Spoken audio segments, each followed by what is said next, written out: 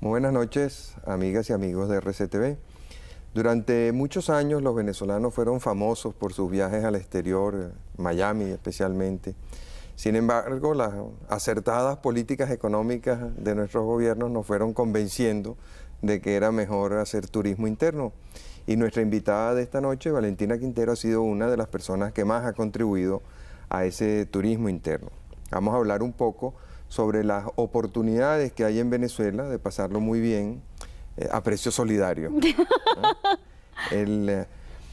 ¿Cómo empieza tu interés en este tema de irle enseñando a la gente sitios de Venezuela, dónde ir, qué hacer?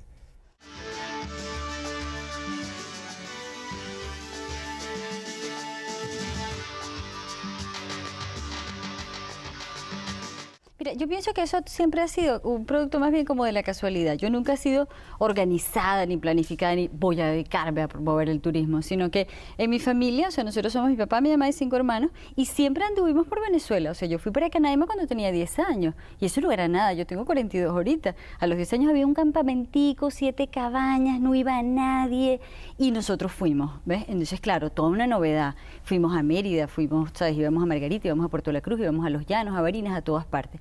Entonces, cuando yo empecé a hacer el manual de ociosidades, en feriado, era una cosa muy de Caracas, o sea, muy localizada. Y como yo sabía tanto de muchos sitios, porque siempre iba, y yo seguí viajando siempre, yo después que me casé, cuando me divorcié, cuando todas las cosas, ¿sabes? Siempre viajando. Entonces yo empecé a poner lugares del interior. Y se fue creando como un estilo allí donde la gente estaba esperando esos lugares. Entonces era muy cómico porque entonces ya no me preguntaban, ¿sabes qué película iban a pasar o para dónde se podía ir a Caracas? Sino, mira, ¿dónde es que se comen las empanadas en la carretera por Oriente? Y cosas así. Y entonces además era muy cómico porque siempre era como las empanadas, ¿ves? O sea que yo siempre hablaba de las empanadas. Sí. Porque bueno, en las carreteras siempre hay empanadas y uno come empanadas, ¿no? Entonces eso se fue convirtiendo en un oficio, ¿ves? Y yo lo siento de esa manera y además yo lo que siento es que yo soy un intermediario entre un montón de gente que está haciendo cosas maravillosas dentro del turismo, ya sea con posadas, con restaurancitos, con veleros, con lo que sea, y otro montón de gente del otro lado que no sabe para dónde coger. Entonces yo lo que hago es descubrir esto para decírselo a aquellos, ¿ves? Y para eso, entonces, bueno, uno tiene que tener los medios que tengo, pues que estoy en el Nacional, estoy aquí en Radio Caracas Televisión con Bitácora, estoy en radio, entonces uno puede echar todos esos cuentos. Además, lo que yo digo siempre, que lo más extraordinario de viajar y además ser periodista es que tú estás permanentemente echándotelas con tus viajes, porque todo el mundo se entera, claro. Entonces todo el mundo te pregunta. Entonces convertiste la ociosidad en un oficio. Es un oficio además que cuando uno trabaja en esto del turismo, yo siempre digo que cuando somos comunicadores, cuando somos periodistas, tenemos una responsabilidad bien grande cuando estamos en esto del turismo, porque si tú te lees un folleto de turismo, te los leíste todos. Siempre dice paisajes paradisíacos, cómodas habitaciones, los ocasos, no sé qué, sabes, todo así. Y cuando tú vas, entonces tú consigues que hay muchísima plaga, que hace un calor espantoso, que de repente, sabes, el hotel, bueno, está bien, pero no existe aire acondicionado. Nadie te va a decir lo que falta, sino todo es así, estelar, 18 estrellas. ¿Y tú crees que Venezuela está preparada para el turismo? Yo sí. Sí. Pero le falta, ¿ves? ¿Qué le falta? Mira, yo creo que le falta mucho de infraestructura. O sea, yo pienso, por ejemplo, nuestras carreteras son un desastre. A mí me parece lamentable que tú vayas por una carretera y no consigas un bañito limpio, ¿me entiendes? Y yo creo que cada vez más nos estamos dando cuenta que lo mejor que nosotros tenemos es nuestro turismo de aventura, nuestro turismo ecológico. Lo que mejor tiene Venezuela, lo más extraordinario que tiene Venezuela es su medio ambiente. Yo no creo para nada en lo que se ha hecho en Margarita, por ejemplo. O sea, a mí me parece que ese desenfreno de hoteles gigantes, de un montón de edificios, de esas entradas, de las tiendas, no sé qué, yo no creo que es eso. Pero es que los casinos dan mucho más plata. Seguramente los casinos darán más plata, pero yo en esto yo estoy convencida que yo soy bien arbitraria. O sea, a mí no me gustan los casinos, entonces yo no veo ninguna necesidad de que haya casinos. Y yo no estoy tampoco planteando la política de turismo del país. Yo estoy diciendo lo que a mí me gusta hacer. y lo que yo creo que la gente disfrutaría más haciendo. ¿Y por qué crees tú que ha habido esa proliferación de casinos? Bueno, pues, ilegales por lo demás. Porque hay una cosa que tienen los venezolanos, que tenemos los venezolanos, que cuando la gente se va de viaje, le encanta ir de compras o jugar, ¿ves?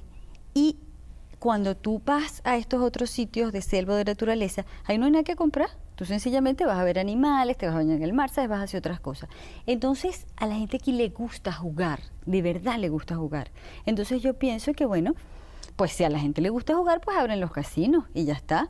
Pero en el mundo entero, o sea, no es exclusivo de los venezolanos, a la gente le gusta jugar y sin embargo Yo me imagino hay que sitios maravillosos de turismo donde no hay casinos. Yo me imagino que los casinos deben dar muchísimo dinero. Yo no sé cómo es el negocio de los casinos, yo detesto los casinos, yo jamás entro a los casinos. Y a mí me parece que casinos tú siempre vas a poder como construirlos y pueden estar en cualquier parte. Lo que no puede estar en cualquier parte es lo que nosotros tenemos. Tú no vas a conseguir en cualquier parte la Gran Sabana, no vas a conseguir en cualquier parte el Salto Ángel, tampoco vas a conseguir los llanos de Apure. Ahora, ¿por qué si la mayoría de la gente con que uno habla le disgustan los casinos y opinan que los casinos traen delito, traen mafia, traen prostitución, traen droga, traen corrupción política? Sin embargo, ¿cuál es la fuerza tan grande que ha hecho que el impulso principal al turismo venezolano haya sido hacia el lado de los casinos? Yo no creo que ese haya sido el impulso principal del turismo venezolano. Yo creo que lo fue en un momento, pero yo no creo que lo sea ahora. ¿Cuál crees tú que es Yo ahora? siento que cada vez nos estamos dando más cuenta de que es ese turismo de naturaleza. Y te lo digo porque yo cada vez que viajo, donde yo me consigo muchísima gente, sobre todo muchísimos extranjeros. Mira, si tú vas al delta del Orinoco, el 99% de la gente que va al delta son extranjeros. Si tú vas a los nevados, si tú vas a Canaima, si tú vas al llano. ¿Qué ves tú en el delta del Orinoco, por ejemplo? Pues el delta... Agua. No solamente agua, claro, además ves agua, pero mira, la fauna del delta. O sea, tú además es ese paisaje, ese silencio, ese lugar. Cuando nosotros fuimos a hacer bitácora allá, yo recuerdo que hubo un día que salimos a las 5 de la mañana. Entonces, aquella luz apenas saliendo, no había nadie. Tú te montas en aquel botecito y entonces vas despacito así y entonces van saliendo todos los animales, que esa es la hora en que salen. Entonces tú sientes un contacto de verdad tan directo con algo que tú no puedes construir, ¿entiendes? Que tú no puedes crear un ambiente que lo tenga. Entonces de repente tú ves un tucán que sale así, ¡juá!, y casi que te modela, ¿entiendes? Sale así y después se devuelve y entonces ves además la cantidad de aves. Hay un sitio allá en el delta donde nosotros fuimos un día, pero en la tarde, que es una de estas islas allí, y hay un momento donde puede haber allí, no sé, 15.000 loros. Entonces, lo que tú oyes, el escándalo de aquellos loros. Entonces, mira, eso para mí tiene muchísimo más encanto que una maquinita, ¡jue!, que te cayendo las monedas. O sea, para mí, ¿ves? Entonces, eso es irrepetible. Ahora, aparte del encanto de eso, ¿no es la soledad? También. Entonces, ¿cómo puedes desarrollarlo si su encanto principal es la soledad? Bueno, pero es que ese no va a ser jamás un turismo donde tú puedas tener una cantidad de gente. O sea, porque primero, no lo soportaría y además perdería todo su encanto. Entonces yo pienso que esas son cosas que se manejan a pequeña escala, porque tú te imaginas que tú vayas por el delta del Orinoco con un botecito y casi que haya tráfico, ¿me entiendes?, para pasar con el botecito, entonces ya no vas.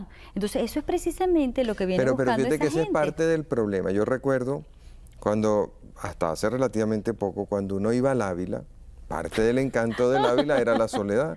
Hoy en día tú vas, por decir un sitio, tú vas a Sabasnieves y pronto van a tener que poner un semáforo. Bueno, pero eso es si tú vas a Sabanieves, pero si tú te vas a otras zonas del Ávila, no hay ese gentío. Es lo mismo, si tú te vas al Delta, no hay ese gentío, pero si tú te vas a Margarita y te vas a Playa del Agua, pues entonces hay una muchedumbre, sobre todo si tú te vas en Semana Santa. Entonces hay sitios que se van a mantener así porque es un asunto geográfico. ¿Ves? O sea, tú para ir al Delta es complicado. Y además, o sea, los campamentos que hay en el Delta son unos campamentos, volviendo a la función nuestra como periodista, son unos campamentos bien precarios. ¿ok? Tú llegas allí y entonces son unos campamenticos donde incluso hay unos que son de hamaca solamente, ¿ves? O sea, tú duermes en hamaca, te ponen un mosquitero, porcio. Ya, los mejores chinchorros son de por allá, ¿no? Claro que son los de Moriche. Entonces tú duermes en tu chinchorro y hay algunos que tienen, ¿sabes? Camitas, por si acaso la gente que no sabe dormir en chinchorro. Hay unos baños que son comunes para todo el mundo. Hay bastante plaga cuando dan las 5 o las 6 de la tarde. Hay muchísima plaga y la gente lo tiene que saber para protegerse. Lo ideal son esos sombreros que tienen un mosquitero y te pones mangas largas, ¿sabes? Vas preparado para eso. Pero eso hace que no vaya tanta gente, pero la gente que va lo disfruta mucho. Y sobre todo los europeos, o sea, la gente que viene de fuera, siente que eso de ver la naturaleza allí, sí, ¿sabes? porque no lo tienen. No lo tienen, ¿ves? Entonces, claro, nosotros lo tenemos. Vamos a cumplir unos compromisos. De regreso quiero que me cuentes de esos sitios especiales, pues, esos sitios mágicos, como puede ser el Delta, que hay en Venezuela. Ya regresamos.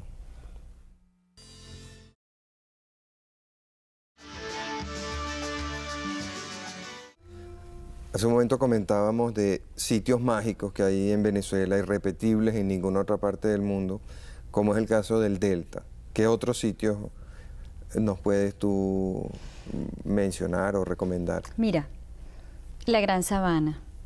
Ese es uno de los sitios que más se visitan y afortunadamente ese sí es un sitio que disfrutamos muchísimo los venezolanos, porque te puedes ir en tu carro y llegas perfectamente. Y, ¿cómo llegas tan perfectamente? Bueno, porque la carretera está asfaltada, está perfecta, ¿sabes? No tienes que agarrar aviones, lanchas, hasta nada. Santa Elena de Guairén. Llegas hasta Santa Elena de Guairén perfecto por una carretera que está perfecta. Bueno, se ha deteriorado un poco, pero está perfecta, ¿no? Entonces... ¿Hay que ir en rústico o tú puedes ir en carro? No necesariamente. Tú puedes ir en carro normal. Claro, hay lugares para los que necesitas el rústico. Si tú vas a La Ponguao o vas hacia Cabanallén, tienes que tener rústico. Pero, ¿sabes? Si vas directo hasta Santa Elena y te quedas en los sitios que están así más cerca de la carretera, no lo necesitas. Una de las cosas de la Gran Sabana es cuando tú vienes, o sea, subes por la Piedra de la Virgen, no sé qué tal, y entonces hay un momento en que hay una curva así y tú te consigues con aquel espacio infinito, aquella sabana inmensa y te puyes por todos lados. Entonces, también pasa que nosotros tenemos que aprender que el viaje no es, yo voy para Santa Elena, ¡guau! Para Santa Elena, tú sabes, como turismo por meta, pues ya voy a llegar a Santa Elena, sino es el camino, es la carretera. Entonces, hay lugares estratégicos en la Gran Sabana donde tú te tienes que detener a ver paisajes, ¿ves? A ver lugares. Entonces hay un sitio, yo no me voy a acordar ahorita cuál es el kilómetro, ¿no? Pero entonces es un puente y desde allí tú ves una cantidad de tepuyes y entonces además que siempre van a estar cambiando de color, porque va a ser muy distinto cuando tú los ves en la mañana que cuando los ves en la tarde, que cuando los tapan las nubes, que cuando se van alejando. Entonces en la Gran Sabana hay que detenerse todo el tiempo a ver para los lados, pararse. Y cuando tú vas, por ejemplo, para el Aponguao, tú llegas allí y desde el principio, cuando tú empiezas a sentir la fuerza de esa agua, tú tienes que entender que la naturaleza impone como un respeto, como una distancia. O sea, cuando tú llegas allí y vas en la lanchita y tú empiezas a ver aquello, aquella corriente así, tú dices, mira, o sea, uno se debería bajar de una vez y caminar. Y después, cuando tú bajas, ¿sabes? Para ver el Aponguao, desde donde está, tú te das cuenta que tú tienes que ver eso de lejos, ¿ves? Porque es una fuerza, es una cosa tan imponente que a la distancia tú sientes todo ese rocío que te va pegando, ¿no? Y aun cuando la Gran Sabana, el momento perfecto para ir siempre es Semana Santa, ¿no? Porque, bueno, porque no llueve, porque no hay tanta plaga, pero visualmente es en agosto, porque los ríos están full de agua, pero sí, llenos de agua. Entonces, tú puedes ver, o sea, cuando vas en distintas épocas, tú puedes ver el Aponguao así pequeñito y cuando tú vas en agosto es todo lo ancho, aquella inmensidad. Y aparte de ver, cayendo. ¿qué más puedes hacer en la Gran Sabana? Ah, pues bañarte en los ríos, que además a mí me parece lo máximo, porque además... Caminatas. Claro, caminatas por todas las excursiones que se te ocurra. Claro, siempre puedes subir al Cuquenán o puedes subir al Roraima. Yo creo que se ha abusado un poco de esas subidas al Roraima y al Cuquenán. Y entonces, bueno, porque están muy, o sea, se han deteriorado un poco. Yo de verdad, el año que viene... vamos a ir, o sea, vamos a hacerlo con Bitácora, vamos a subir al Roraima o al Cuquenán, a uno de los dos. Esos son lugares, es lo mismo que te digo como de ese respeto, ¿no? O sea, yo creo que hay sitios que no pueden ser como para las muchedumbres, porque se deterioran. Claro, ahí entonces viene el problema, bueno, quiénes pueden subir y quiénes no pueden subir. Y que ojalá que toda la gente que subiera tuviera esa mentalidad de que ese tiene que ser un sitio que de verdad lo mantengas bien. Y hay esa conciencia entre la gente que está yendo. No tanto. La hay entre algunos y yo creo que los más responsables tienen que ser los guías. Tú no te puedes ir al Roraima de tu cuenta, o sea, tú necesitas un guía. Entonces esos guías ¿Y esos guías ser... tienen alguna calificación especial? Su mayor calificación es que se conocen el lugar. Pero no pero yo creo que faltaría en algunos casos, yo no digo siempre. Corpoturismo, por ejemplo, no controla eso de dar unos permisos para que uno sea guía y que esa persona tenga una educación en el lugar, en la conservación de la naturaleza. Eso lo debe controlar la gente de las direcciones de turismo de cada estado. En el caso de la Gran Sabana, esa fue, o sea, cuando estuvo la causa R en Bolívar, todas las concesiones de los lugares de la Gran Sabana, de todos los ríos, o sea, de todos los sitios turísticos, se le dieron a los indígenas. Yo siempre sentí que era lo justo y sigo sintiendo que es lo justo, porque pienso que esa es la gente que mejor conoce la zona, ¿ves? Y que son como los dueños de la zona, pues los que estuvieron ahí desde el principio. Y a mí me parece que ellos tendrían que ser quienes tuvieran la mayor sensibilidad hacia el mantenimiento y la conservación de esa zona. Yo no sé si siempre es así. Mi experiencia en los sitios que estuve es que funcionaba de esa manera. ¿Ves? En cuanto a los guías, pues mira, yo creo que esa debería ser una sensibilidad natural. O sea, cuando tú vas a un sitio de esos, yo pienso que una gente que tire basura, que arranque una mata, debe ser una gente que le pega a su mamá. Porque cuando tú ves un lugar así, tú deberías sentir... Pero déjame decirte, entonces en Caracas todo el mundo le está pegando a su mamá, ¿verdad? Porque tú vas al Ávila y de sé. verdad que la cantidad de basura que tú ves es... Bueno, a mí me parece espantoso y yo siempre lo digo, yo digo, bueno, porque no tendrá que conseguir basura por todas partes, Sí. ¿ves? Entonces eso, tú vas de repente a la Gran Sabana y tú ves basura allí y tú dices, ¿a quién se le ocurriría tirar esta basura aquí? Y te amargas y te enfermas. Entonces, y plásticos y cosas de esas que además no son biodegradables. Exacto, ¿no? Pero yo siempre siento que hay un día en que la gente no lo va a hacer más, y no lo va a hacer más no por represión o por algo así, sino ¿Por qué? va a decir, Porque su mamá le va a dar una cachetada. No, yo creo que le va a decir qué pena, o sea, qué pena con ese río, qué pena con esa montaña, qué pena con ese lugar, porque esa tiene que ser la sensación. O sea, yo no creo que pueda haber otra, ¿ves? Porque ¿cómo haces tú? Voy a tirar solo una multa, no es que tú no puedes tener multa en aquellos cerros, en aquellos sitios. Sí. Debe ser una cosa que parta de... ¿Qué de la otro gente. sitio sí te llama la atención como el Delta o la Gran Sabana? Mira, los nevados. Será porque yo estuve hace poco, pero cuando uno va para Mérida, pues tú siempre te quedas, bueno, paseas por los páramos, no sé qué, te paras en las posadas, ¿sabes? Y ya está. Entonces, y claro, ya está el teleférico, que ya lo abrieron, no hasta el final, pero está abierto hasta Loma Redonda. Primero, tú subes ahí en el ¿Y teleférico. por qué tan poquito?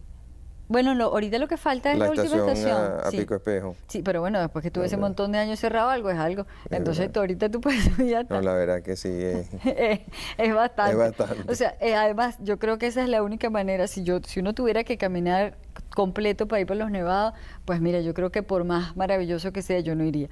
Entonces tú llegas hasta Loma Redonda y entonces allí te esperan los arrieros con las mulas. También te puedes ir en jeep, pero yo personalmente le tengo mucho más confianza a una mula en esos despeñaderos que a un jeep. Entonces Sí. prefiero irme en la mula, ¿no? Entonces tú llegas hasta Loma Redonda y te montas en tu mula y son como 4 horas en mula. Pero es el cambio de paisaje. Porque además esta es una época perfecta porque los frailejones tienen muchísimas flores.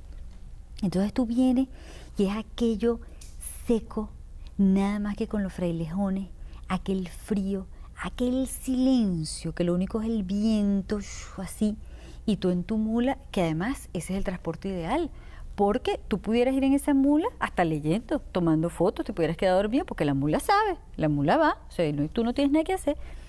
Y en un momento, cuando tú empiezas a bajar, o sea, porque tú llegas hasta 4.100 metros de altura en el Alto de la Cruz, es lo más alto que vas a estar, hace muchísimo frío, ¿verdad? Bastante viento y tal. Entonces empiezas a bajar y los nevados están como a 3.000 metros. Entonces hay un momento en que tú, así como en la Gran Sabana, tú das una curva así y te consigues con aquel pueblito. Entonces tú dices, bueno, ¿a quién se le ocurriría venirse a vivir a esta lejura metido en todas estas montañas? Entonces tú lo que ves son un montón de casitas blancas que es como los nacimientos, porque son todas las casitas así, como que las hubieran empezado a construir y se hubieran empezado a caer de lado, pero se mantuvieron y siguieron así.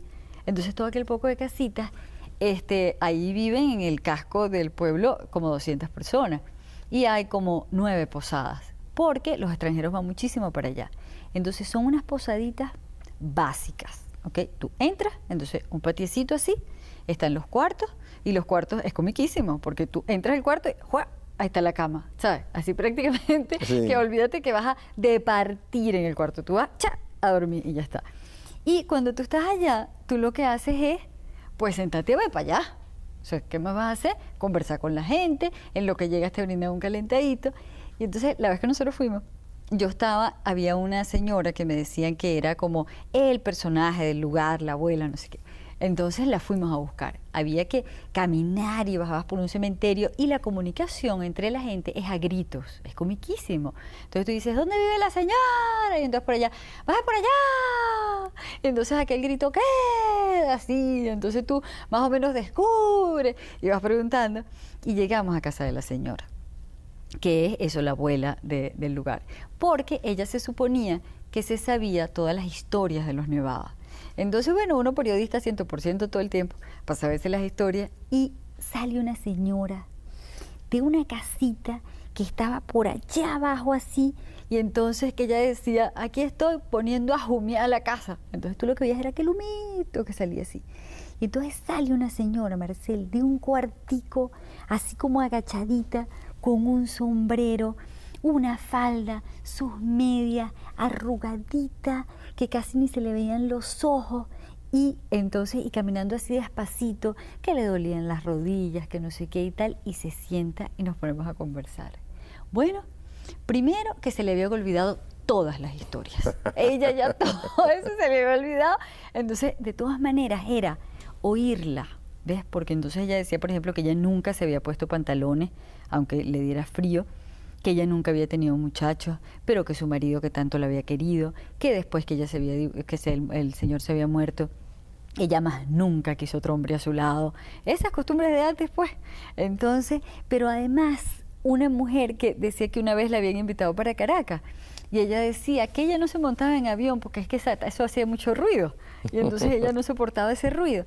Entonces son esos personajes que tú te consigues y que te pegan del país como con pega loca, porque hay también, ahí en los Nevados, los muchachitos, los arrieros.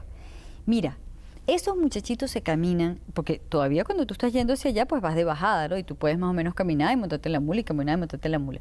Pero cuando tienes que subir, o sea, yo camino, además que estás altísimo, entonces tú andas y te falta el aire, ¿no?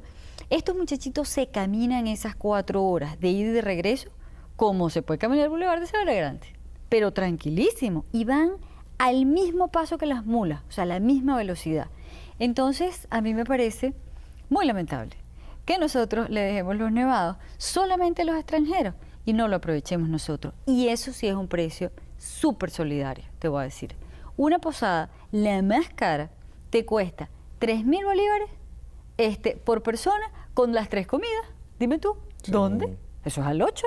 Entonces, tú llegas allá, vas a tu posadita y claro, allí no hay nada que comprar, allí no hay ningún sitio donde jugar, allí tú sencillamente vas a conversar con la gente, a conocerla, a pasear por ahí, a ver la naturaleza, a caminar. O sea, incluso es posible, hay una excursión donde tú te puedes ir caminando hasta Barinas, son como 4 días.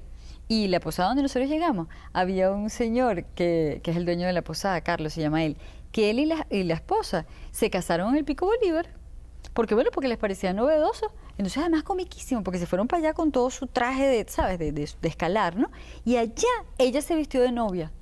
Y él de frac, ¿sabes? De smoking, no sé qué. Y así aparecían con su foto y se llevaron su cura, que se puso todo y su sotana y todas sus cosas y se casaron allá. Y el que se quiera casar allá, ellos organizan la boda Y entonces yo les preguntaba que si para divorciarse había que coger para allá otra Sí. vez, porque sería una manera de no casarse. Pero la luna de miel la pasan en la posada.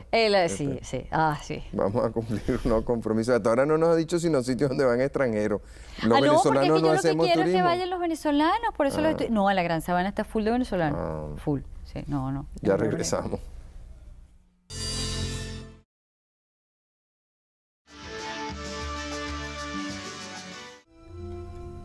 Bueno, hasta ahora nos has hecho pasear con los museos por toda Venezuela. ¿A dónde van los venezolanos? Los venezolanos lo que más les gusta es ir a la playa. Y yo creo que casi siempre se van para Oriente. Pero yo siempre digo que la gente no se debería quedar en Puerto La Cruz, sino, ¿sabes?, seguir muchísimo más allá. Porque hasta Puerto La Cruz es más o menos como lo mismo de Margarita, ¿ves? Sí. Entonces yo creo que hay que irse muchísimo más allá. Al estado Sucre. Al estado Sucre. Además que el estado Sucre, o sea, yo siempre digo que Anzoátegui ha vivido un poco de las maravillas de Sucre, ¿no? Sí. Entonces, fíjate. Sí, bueno, como queda más cerca. Claro. ¿Y hacia qué lado? ¿Hacia el lado de Araya o hacia el lado de Paria? Tienes las dos opciones. O sea, Ajá. lo primero es el Parque Nacional Mochima. Mira, además en Mochima pasa una cosa que es perfecta, que es estupenda, que ese es un pueblo muy pequeñito que tiene solamente esa vía de entrada y los mochimeros han asumido Mochima como su pueblo, su lugar y su parque. Entonces allí nunca va a ocurrir el desastre que hay ahorita en Morrocoy, por ejemplo, porque allí no existe ningún hotel. Allí tú llegas a las casas de los mochimeros que han ido convirtiendo en una que otra posadita, o tú, por ejemplo, Francisca tiene 7 casas, Joel tiene 2 casas, el otro tiene 3 casas, y tú llegas allá y empiezas a preguntar. Hay solamente uno de ellos que tiene una posada así un poco más grande. Ellos hicieron una cooperativa para los peñeros, entonces hay unos precios que son fijos. Ahora hace poco les construyeron unos baños, la misma gente del pueblo se ocupa de mantener esos baños, el pueblo lo limpian ellos mismos y hay como unos comandos, hay una asociación civil que se encarga de formar los comandos que van a limpiar los lunes, los que van a limpiar los miércoles, ¿sabes? Está todo divinamente bien organizado, pero como una iniciativa del pueblo. Si hay, por ejemplo, uno de las personas que tiene los peñeros que no cumple con su horario, no cumple con sus normas y tal, le ponen una multa y se puede pasar una semana sin poder manejar los peñeros, pero todo esto manejado por la gente del pueblo. Entonces yo siempre siento que Mochima es tremendo sitio para ir. Es una democracia con autoridad. Claro, claro. Además, ahí hay un restaurancito que se llama El Mochimero, que es excelente. Es una muchacha del San José de Tarbe toda la vida, que se fue para allá y vive allá. Hay otra, ahora abrieron una panadería. Hay una señora más allá que hace unas arepas tempranito a las 7:30 de la mañana. Además, lo que yo digo siempre, ni que fuera a Nueva York, tú empiezas a preguntar, ahí hay 4 restaurantes, 2 señoras que hacen arepas, una señora que hace empanadas y los peñeros. Y tú sales todas las mañanas y te vas a cualquiera de las playas que hay por allí. Hay algunas que tienen más o menos, ¿sabes?, unas instalaciones, ¿no? O sea, que hay restaurancitos, tal, sillas y eso. Y hay otras, si tú te vas hacia las Islas Caracas o hacia Manare, no tienen absolutamente nada, pero son bellísimas y están muy solas. Y es un sitio extraordinario para bucear. Si tú quieres seguir más allá, pues entonces sigues más allá y tienes 2 opciones. O seguir para Paria o coger para Araya.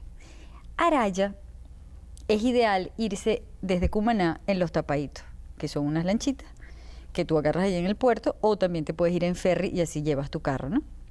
Entonces en Araya lo primero que te vas a conseguir es esa fortaleza de Araya, que es inmensa, a pesar de que, bueno, eso, ¿sabes?, o sea, se destruyó, Sí. o sea, lo tumbaron casi todo, no sé qué. Y allí hay 2 posaditas que están allí al lado de la fortaleza, ¿no?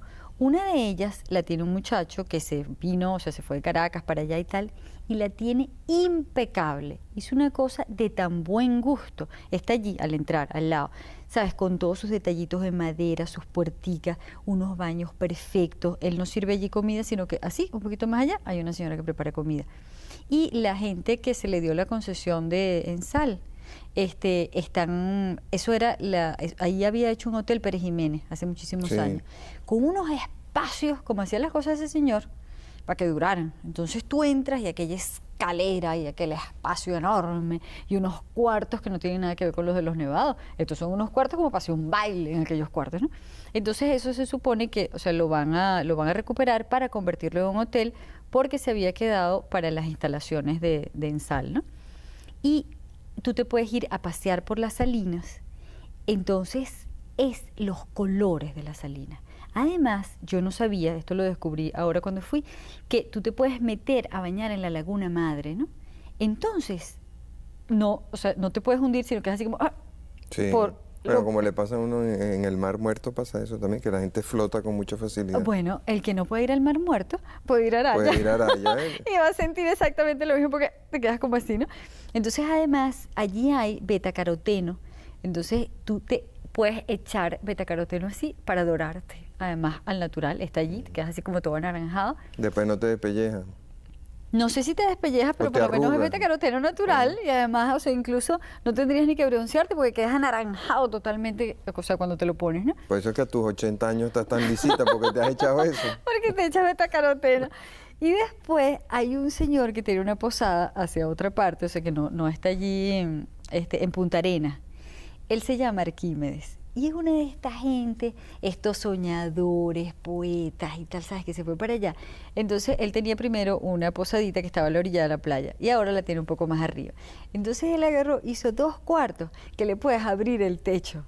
Entonces, es comiquísimo porque él hizo, es una estructura de madera, ¿sabes? Como con unos rieles y zinc arriba. Entonces, tú desde tu cuarto jalas con la pared, cha, cha, cha, cha, y Abres el techo. abres el techo. Entonces, y después, bueno, si te da frío, si empieza a llover o lo que sea, tú cuas, cuas, cuas, y cierras otra vez. Entonces es comiquísimo, porque además la posada tiene como 4 cuartos. Esos 2 que se les abre el techo, una piscinita que, ¿sabes? No es que una piscina para nadar, es una piscinita. Tú sientas allí y ya, ¿sabes? Te bañas. Y desde allí se ve todo ese paisaje de Araya que es bien bonito. Entonces, esa es una opción. Ahora, si sigues más allá por Oriente, entonces llegas hasta Cumaná, pasas Cumaná y sigues más allá. Y hay un montón de sitios, o sea, antes de llegar a Paria también, porque cuando tú pasas, por ejemplo, San Antonio del Golfo, primero en San Antonio del Golfo tienen que preguntar dónde queda un chorro, que son unas aguas termales, pero que están en la mitad del mar, ¿ves? Entonces tú te metes en el mar, es así como un caminito, todo el mundo sabe por ahí. Entonces tú te metes en el mar y de repente eso está caliente. Y entonces tú sientes un cha, cha, cha, cha, cha, que sale así, pero está en la mitad del mar, ¿no? Entonces, bueno, primero se pueden bañar ahí porque lo que yo estoy diciendo, que el viaje no es ese turismo por meta, sino tú te vas parando, vas disfrutando, entonces te puedes bañar ahí. Después, más adelante, en Golindano hay una posadita que es de lo más linda porque esa era una casa de los Mayobre y está en el, o sea, es un palafito. Entonces tú duermes en el palafito, con el mar allí, y es una muchacha que ella es venezolana, para que ustedes vean que no todo el mundo se está yendo, más bien está viviendo en los Estados Unidos y se vino para acá. Una catira enorme que parece que fuera sueca o alemana o polaca, y entonces ella se fue a vivir para allá para tener su posada. Entonces en el palafito hay 2 habitaciones y después ella tiene como 3 más, entonces ahí se pueden quedar una noche. No tiene aspiraciones de alcaldesa. Para nada. No, ella quiere estar a lo mejor alcaldesa de por allá, ¿entiendes? Jamás de Caracas y mucho menos de presidente. Entonces ella, después, bueno, entonces tú te puedes quedar en esa posada. Entonces después tú sigues un poco más y hay un sitio en el Golfo de Cariaco, o sea, ya tú has pasado Maricuitar, Golindano, no sé qué, y llegas al Golfo de Cariaco. Entonces ahí hay un restaurancito que se llama El Faro. No es usual conseguir restaurancitos de carretera tan bonitos y tan bien tenidos. Esta es una muchacha también venezolana que vivía en Margarita y le pareció que ya eso era un atosigue y se fue para allá. Entonces tienen este restaurancito impecable, precioso, con o sea, da para el Golfo de Cariaco. Entonces es rico comer allí, ¿sabes? ¿Y sobre el Golfo qué otros sitios hay? Bueno, ahí en el Golfo tú desde ese restaurancito tú puedes cruzar en Peñero hasta un campamento que está en el lado del frente, que es un campamento que tienen unos franceses junto con un venezolano, que es insólito, porque o sea, tú también te pudieras ir por carretera, pero esa es una carretera que está muy mala, entonces tú te puedes ir así en el Peñero. Entonces es una churuata enorme y allí tú puedes practicar todos los deportes de agua que se te ocurran. Ellos tienen hasta un ultraliviano de esos que aterrizan en el agua. Y tienen para esquiar, tienen para hacer windsurf, tienen de todo ahí en ese sitio, kayak, lo que se te ocurra. Y es bien bonito y está divinamente bien montado. Entonces después tú te regresas y sigues. Y entonces cuando tú llegas a Cariaco, tienes 2 posibilidades para ir a Carúpano, ¿no? Una es, que es la que yo les recomiendo, seguir por esa misma vía, y otra es cruzando hacia Casanay porque ahí hay unas pozas de aguas termales. En Casanay. Sí, en esa carretera. Entonces está, hay dos, Poza Cristal y otra más que no sirven para nada, porque las pusieron horrendas, o sea, el sitio es fabuloso, las aguas termales son muy buenas, pero entonces pusieron una rocola, no sé qué, y tú entras ahí, o sea, es mejor que te salga. Pero hay una que se llama Poza Paraíso, que fue toda una familia que se dedicó a construir ese lugar. Entonces, ellos, ¿sabes? Hicieron como unos canales y les pusieron piedras y les sembraron matas, y hay una piscina bien grande, así con las aguas termales, y después tiene unas churuatas, y es un sitio donde tú te puedes ir a pasar el día, o ellos iban a hacer ahora unas cabañas donde te podías quedar a dormir. Ese es un sitio hermosísimo que vale la pena. Siempre todos estos sitios, si tú vas los fines de semana hay muchísima más gente, ¿no? Si tú vas ahí entre semana, eso es para ti prácticamente. Entonces después tú sigues y llegas a Carúpano. En Carúpano, el mercado de Carúpano es fundamental. Hay que ir al mercado de Carúpano. Eso es una muchedumbre y además es un sitio, es el mejor sitio para comer en la zona. O sea, ir al mercado de Carúpano.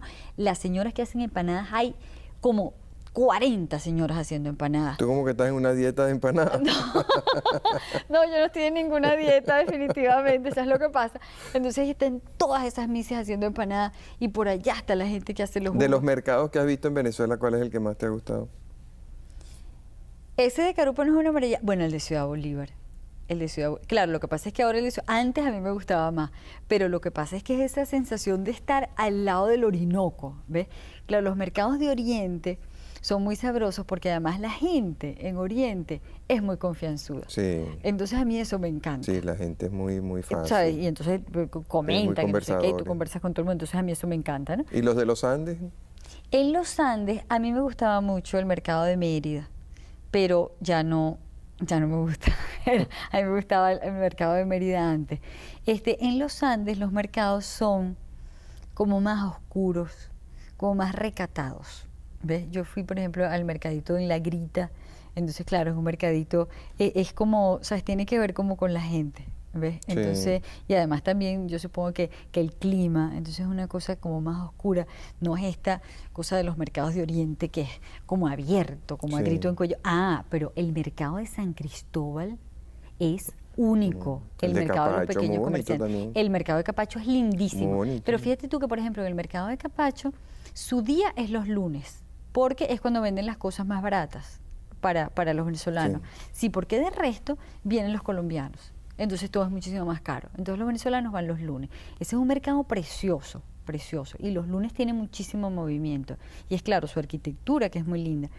Ese fue de Cipriano Castro. En el mercado de los pequeños comerciantes en San Cristóbal, la sensación que tú tienes es de abundancia. O sea, tú entras allí y hay todos los vegetales, están como frescos, brillantes, limpiecitos, parece así como que les echaran agua todas las mañanas, ¿sabes? Hay de todo, los sitios para comer son una maravilla, hacen un menjurje horrendo que se llama La Bomba, que le ponen de todo, hasta ojos de buey tiene adentro, pero la gente se lo toma. Y bueno, y los sitios para desayunar perfectos y venden de todo. Ese es un gran mercado, el mercado de San Cristóbal. Y volviendo a Oriente, ¿qué otras cosas? Si tú llegas a Carúpano, entonces ahí hay que quedarse en una posada que se llama La Colina, que es muy nueva y que era una casa que había allí, que estaba medio abandonada y entonces la rescató la gente de Corpo Medina, la gente de la Fundación Proyecto ¿Y eso sigue tan lindo, Playa Medina? Playa Medina es lindísima, lindísima. Y eso además tiene unas cabañitas, que es lo que te decía antes de la diferencia. O sea, por ejemplo, cuando tú vas a Cata, tú vas por la carretera y te consigues con ese edificio y tú te timbras, ¿entiendes? Tú dices, por ahí está lo que es este edificio aquí. En cambio, en Medina, tú llegas y entonces primero aquella cantidad de cocoteros y las cabañitas, tú casi que las tienes que descubrir, o sea, porque tú vas entrando y eso está allí como en una esquinita, escondido, disimulado dentro del paisaje, con los mismos colores de la tierra. ¿A qué distancia de Carúpano? Eso está como a 1 hora, porque tú llegas a Río Caribe y entonces de Río Caribe hasta allá son como 35, 40 minutos, una cosa así. Entre Carúpano y Río Caribe es nada. Ahora, a mí en esa zona me gusta mucho más Puy Puy que Medina, porque Medina es una bahía un poco más cerrada y es como más apacible. En cambio, Puy Puy es una playa como natural, como salvaje, muy abierta, con un espacio Y con sus enorme de cocoteros arena. también. También tiene sus cocoteros. Y allí hicieron unas cabañitas más sencillitas, ¿no? Son unas cabañitas que las hicieron de bahareque y, y no es, ¿sabes? Esa cosa que tienes viene la comida incluida y todo eso. Es muchísimo más económico. O sea, si tú llegas Sí. a Puy Puy, porque son unas cabañitas y Y es con hay la un misma restaurante. gente de Es con la Corpo misma gente Medina. de Corpo Medina, que además lo que hablábamos de la conservación del ambiente, esa es una gente que ha sido muy consciente, porque el mayor encanto de Paria es la vegetación, es la abundancia de verde que tiene eso, el follaje. Entonces ellos han entendido eso y lo que ellos han tratado es de recuperar la siembra del cacao, que es un cultivo muy ecológico, convencer a la gente del lugar de que no se puede seguir talando y haciendo conucos porque se necesitan los ríos para que eso se mantenga de esa manera. Y hay mucha gente que ha estado como en contra de lo del Mediterráneo allá. Y fíjate tú que una de las exigencias de la gente del Mediterráneo es la conservación de ese medio ambiente, Sí. de esa naturaleza, porque bueno, porque ellos no se van a instalar en un peladero ahí todo Claro. perrugido, sino en un sitio como ese. Y para los más aventureros que quieran seguir todavía un poco más allá, está San Juan de las Galdonas, o se pueden ir a Huiria y entonces se van a Macuro y hasta Uquire, aunque yo les voy a decir una cosa. El único encanto que tiene Macuro es histórico.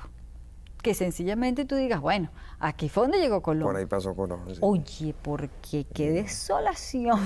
Bueno, lamentablemente se nos termina el tiempo. Antes de despedir el programa, ¿no quieres mandarle un saludito a tus compañeritas de San José de Tarve? A mi amiga de San José de Tarve que dijeron que las tenía que saludar. No, yo lo que quisiera de verdad es que ojalá que este programa, así como el mismo de Bitácora que nosotros hacemos, sirviera para que la gente viajara cada vez más por Venezuela, porque yo estoy convencida de que en la medida que ustedes lo conozcan y que todo el mundo lo conozca, uno lo va a empezar a querer muchísimo. Y además para que se convenzan que Caracas no es el país, o sea, el país es ese que se está construyendo afuera y que nosotros cuando viajamos lo sentimos cada vez más. Y Venezuela son esos personajes, esa gente que se está dedicando mucho, que está haciendo un gran esfuerzo y que se merece pues que uno los apoye. Además es una gozadera, yo que se los digo. Bueno, muchas gracias, Valentina. Muchas gracias, amigos, por su atención. Este es el último programa de este año 96. Les deseo unas muy felices Pascuas, que el 97 sea mejor, lo cual creo que no va a ser muy difícil. Y nos veremos pues en el año 97. Hasta entonces.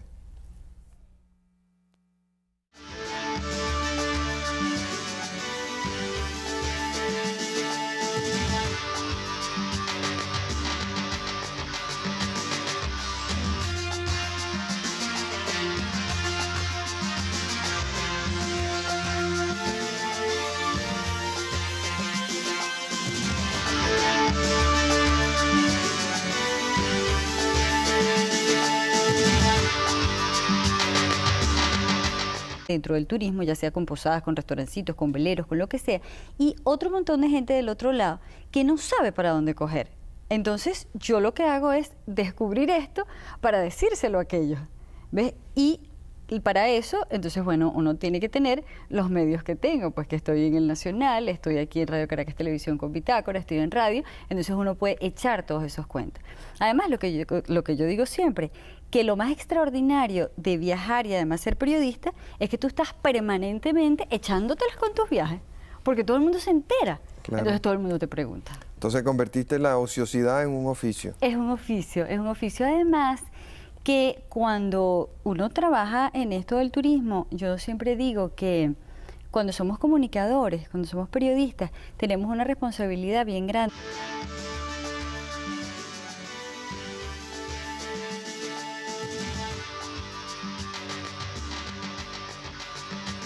Mira, yo pienso que eso siempre ha sido un producto más bien como de la casualidad. Yo nunca he sido organizada, ni planificada, ni voy a dedicarme a promover el turismo, sino que en mi familia, o sea, nosotros somos mi papá, mi mamá y 5 hermanos, y siempre anduvimos por Venezuela. O sea, yo fui para Canaima cuando tenía 10 años, y eso no era nada, yo tengo 42 ahorita. A los 10 años había un campamentico, 7 cabañas, no iba nadie, y nosotros fuimos, ¿ves? Entonces, claro, toda una novedad. Fuimos a Mérida, fuimos, ¿sabes? Íbamos a Margarita, íbamos a Puerto La Cruz, íbamos a Los Llanos, a Barinas, a todas partes.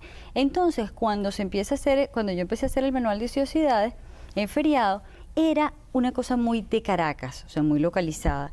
Y como yo sabía tanto de muchos sitios...